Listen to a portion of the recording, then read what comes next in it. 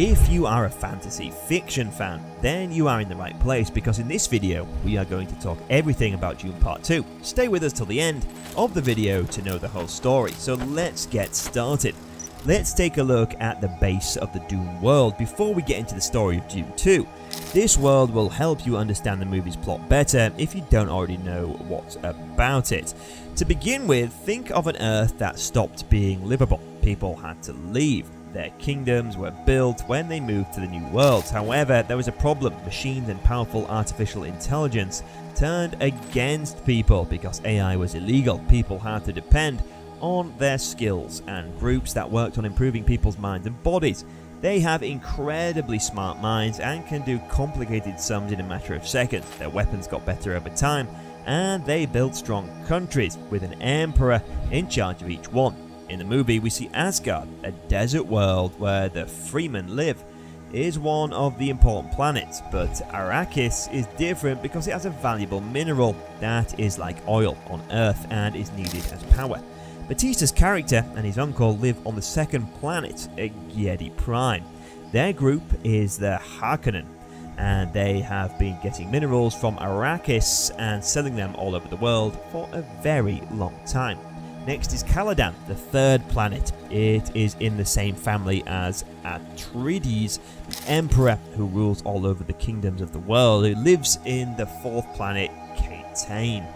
Now that we know the basics, let's jump onto the second part of the movie, Dune. When the emperor gives Arrakis to the Atreides, the Harkonnens are angry because they have been making a lot of money by mining his minerals. They strike very hard, kill the king, Paul's father, and destroy the Atreides army. The Freemen who live in Arrakis take Paul and his mother in as refugees. It's now clear what Paul needs to stop digging and get revenge for the death of his father. When they join the Freemen in the northern parts of Arrakis, Paul is seen as a possible messiah because he survived a dangerous desert storm. Many Freemen, like Stilgar, think Paul is their prophetic leader, even though some men question his role. When Stilgar sees how talented Paul's mother is, he makes her new spiritual leader of the Freemen. Soon, Paul has to face a tough test. He has to train and ride a huge sandworm, which shows the Freemen how valuable he is to them. It's amazing how easily Paul can call up and ride the biggest sandworm in the desert when he tests himself. Fremen starts to really believe Paul is their leader after seeing this in their old stories. The Messiah was said to be able to ride the biggest sandworm, which Paul has now done. They start to accept that Paul as their Lisan al-Gaib. Paul starts to love Chani at this point. At this time, he learns that he has special skills like seeing into the future with the help of his mother. His visions show him that going to the Seventh Fremen would cause terrible wars, a lot of damage, and the deaths of millions of people in the whole world. Because Paul feels scared by this, so he doesn't want to go south. Another vision Paul has is of Chani's life being in danger if he stays with him. Paul thinks about how to keep her safe by staying away from her, even though he loves her. While this is going on, we meet Baron Vladimir Harkonnen, Batista's uncle and the ruler of Giedi Prime, which is our world. We learn here that the ruthless killing of Atreides was ordered by the Lord. He has now ordered the killing of Fremen on Arrakis. In charge of the job is his nephew Batista, ordering his troops to attack the Fremen on Arrakis. Batista does what he is told, but Paul leads them to victory over Batista and his forces after being trained by the Fremen. For his safety, Batista has to run away after being beaten so badly. But Batista doesn't give up. He tries to fight the Freemen several more times. There is only one winner though, the Freemen. The master of Giedi Prime gets very angry when he sees this after telling Batista's younger brother to go to Arrakis and kill the Freemen. He takes away Batista's job and gives it to the others. The younger brother of Batista is a crazy person who thinks killing is fun. Putting together a big army, he attacks the Freemen who live in the north without warning. Many Freemen are killed because they can't fight back. After all, the attack came out of nowhere. Some Freemen do get away though and run to the south to join the other Freemen who are already there. Lisan al-Gaib, the Messiah, is also believed in by the freemen who live in the south. There is also a blue poison in the desert worms' bodies that will kill anyone who drinks it. For the freemen, Lisan al-Gaib, their Messiah, is the only person they think will be able to drink the poison and live. The southern freemen are told to make Paul drink the poison because Paul's mother is now the revered mother of the northern freemen and wants to show that Paul is the Messiah. Give Paul the poison, as she tells the southern freemen to do. After drinking it, Paul lives thanks to his special abilities. Since the southern freemen have seen this, they also think Paul is the Messiah. The freemen then join Paul's army and do what he says. Paul then sends a letter to the emperor. He is now known as the Messiah and is in charge of the Arrakis.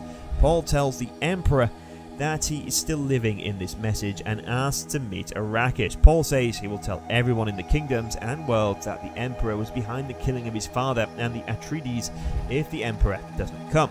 People will rebel after hearing that, and the emperor will no longer be honoured. That means they will take away the emperor's throne. Paul then goes to meet the emperor when his world gets there. His whole army comes with him, as well as the troops of the king of Conan, to kill Paul and all of his famous friends. The emperor plans that they will all go to Paul together. They find Paul ready with his whole army when they get to Arrakis planet with all their armies. This means that Paul attacked them before they even did, and in that attack he killed the king of Conan. As the movie goes on, we learn something important that was hinted at earlier. Baron Vladimir, the king of Hargon, is Paul's grandfather, which means he is the father of Paul's mother. At this point, Paul knows everything and also knows that the Baron Vladimir is his grandpa, so he knows this when he shows up his superhero abilities. He kills the man because Paul will never forgive him for what he did. In addition to this, Paul's friend also killed Batista, the king's nephew. The emperor's daughter is also with Paul when they meet. While the emperor is still there, Paul tells him that he will no longer be emperor, but Paul himself. Okay, now that's an attitude worth watching. He promises to marry the emperor's daughter and then calmly rule all the kingdoms. What about the emperor? If he doesn't agree, Paul will have to fight him. Paul tells the emperor that he will have to fight him because the emperor refuses to do what Paul says. A champion can be chosen by the ruler if he doesn't want to fight for himself. It's clear that the emperor is too old to beat Paul, so he picks Batista's younger brother as his winner. The younger brother is a fierce fighter with a big heart. Batista's brother and Paul start fighting after the fight is called. Unfortunately, Paul wins the fight and kills Batista's brother, even though it's hard. Today, Paul is officially named the new ruler as agreed upon, so now Chani hates him. Paul kept the offer to marry his daughter with a dare to the emperor. That way, she wouldn't be with Paul, and Chani wouldn't die because she wouldn't be with Paul. At any cost, Paul wants to save Chani's life. For now, though, we see Paul becoming emperor while the armies of all the other kingdoms in the world surround the whole planet Arrakis.